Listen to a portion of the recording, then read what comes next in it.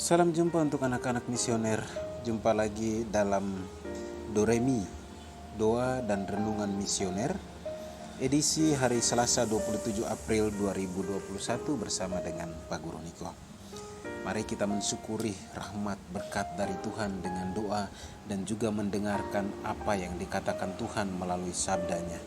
Mari kita buka hati kita hadirkan Tuhan di dalam doa. Dalam nama Bapa dan Putra dan Roh Kudus, amin. Tuhan, terima kasih.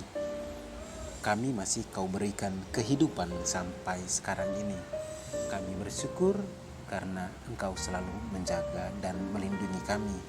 Semoga jalan hidup kami tiap hari selalu tertuju kepadamu, karena kami adalah domba-dombamu. Terpujilah Engkau Tuhan, kini dan sepanjang masa. Amin.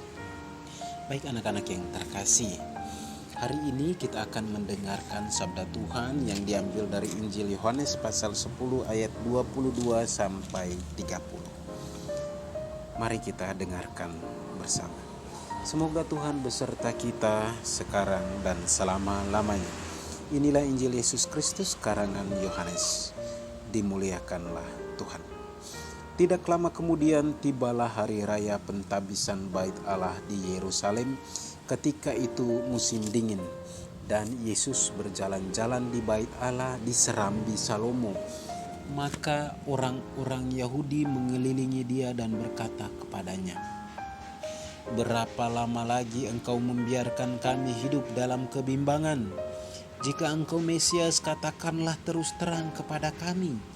Yesus menjawab mereka, "Aku telah mengatakan kepada kamu, tetapi kamu tidak percaya. Pekerjaan-pekerjaan yang kulakukan dalam nama Bapa-Ku, itulah yang memberikan kesaksian tentang Aku. Tetapi kamu tidak percaya karena kamu tidak termasuk domba-dombaku. Domba-dombaku mendengarkan suaraku, dan Aku mengenal mereka, dan mereka mengikuti Aku.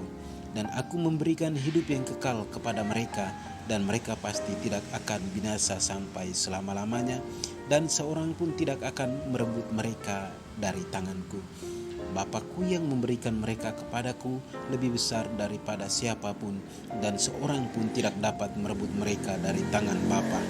Aku dan Bapa adalah satu." Demikianlah sabda Tuhan. Terpujilah Kristus. Baik anak-anak yang terkasih, kalau di dalam buku Mada Bakti itu ada lagu yang bunyinya begini. Tuhan adalah gembalaku. Nah, kamu tahu tuh lagu itu tuh, nanti kamu sambil menyanyikannya di dalam hati. Baik, hari ini Injil Yohanes masih mengingatkan kita tentang dua hal, yaitu tentang gembala dan domba.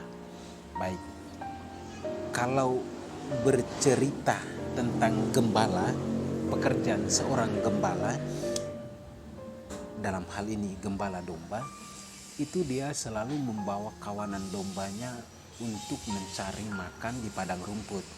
Sesudah itu dia akan menggiring mereka untuk mencari sumber air untuk minum.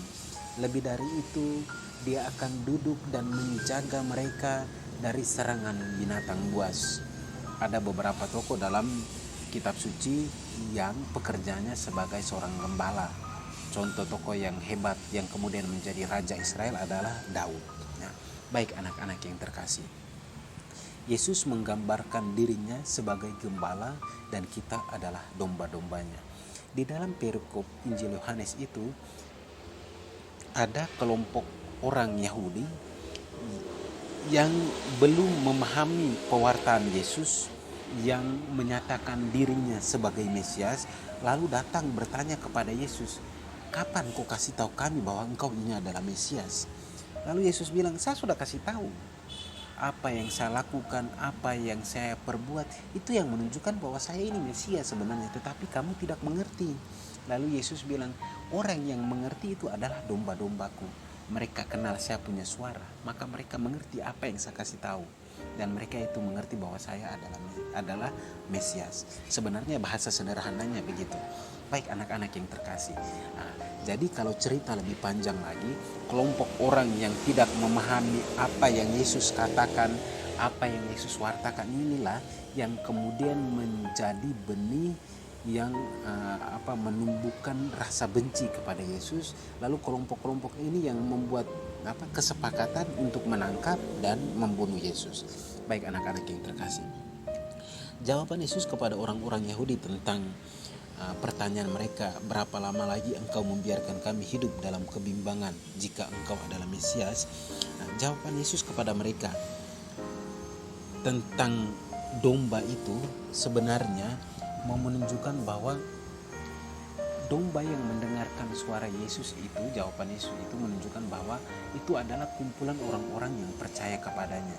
Nah, kumpulan orang-orang ini kita harus pisahkan. Ada kumpulan yang disebut rasul, yaitu 12 orang itu yang disebut rasul, dan ada kumpulan yang disebut sebagai murid-murid, pengikut-pengikut Yesus. Nah, rasul itu orang yang secara langsung dipanggil untuk ikut Yesus, menemani Yesus dalam pewartaannya.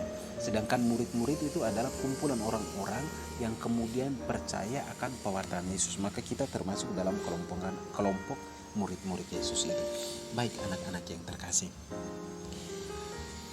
kalau domba itu mengenal gembalanya, maka pasti dia melakukan apa yang diperintahkan oleh gembalanya. Kalau kalian lihat orang mencukur bulu domba itu dicukur untuk dijadikan bahan wol itu, dia tidak merontak sama sekali.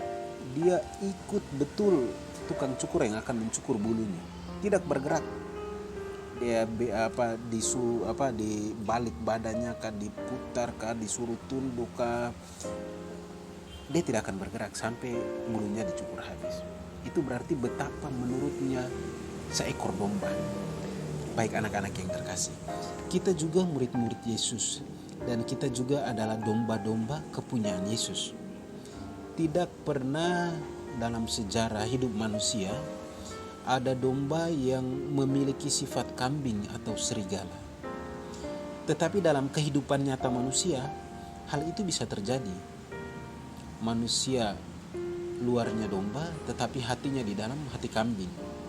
Contoh sederhana, anak-anak rajin kumpul-kumpul di gereja untuk ikut kegiatan misi dinar, menjadi pelayan-pelayan di altar Tuhan. Itu sangat luar biasa. Tetapi ketika kalau kalian di rumah, sifat tingkah laku kalian itu jauh sekali dari apa yang sebenarnya diharapkan. Misalnya melawan orang tua, mulut ember kah, tukang maki-maki, itu sama dengan domba yang berhati kambing kah, berhati serigala tadi. Jadi sekarang anak-anak tinggal pilih. Kalau kita adalah domba dan Yesus adalah gembalanya, apakah kita betul-betul menjadi seekor domba yang penurut, atau domba yang punya hati serigala atau hati kambing tadi? Jadilah domba yang betul-betul domba yang tahu siapa gembalanya. Jangan sampai tersesat. Tapi jangan lupa, walaupun tersesat, Tuhan pasti cari domba yang hilang, peristiwa domba yang hilang.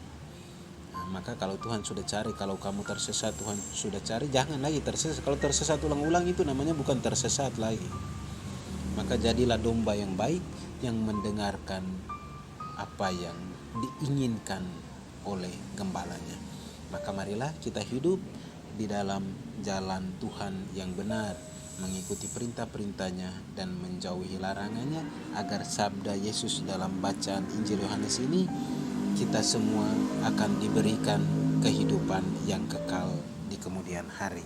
Semoga demikian. Amin. Baik anak-anak yang terkasih, jadikanlah hari ini sebagai hari yang penuh berkat di dalam hidupmu, dan berjalanlah selalu bersama dengan Tuhan. Mari kita berdoa. Dalam nama Bapa dan Putra dan Roh Kudus. Amin. Tuhan, jadikanlah kami domba-domba yang mengenal dan mengerti akan apa yang Engkau inginkan untuk kami jalankan di dalam hidup kami, karena hanya bersama Dikau kami akan memperoleh keselamatan kekal. Amin. Dalam nama Bapa dan Putra dan Roh Kudus. Amin. Baik anak-anak yang terkasih, sampai bertemu lagi pada edisi berikutnya dalam kegiatan kita doa dan renungan misioner. Salam sehat untuk kalian semua.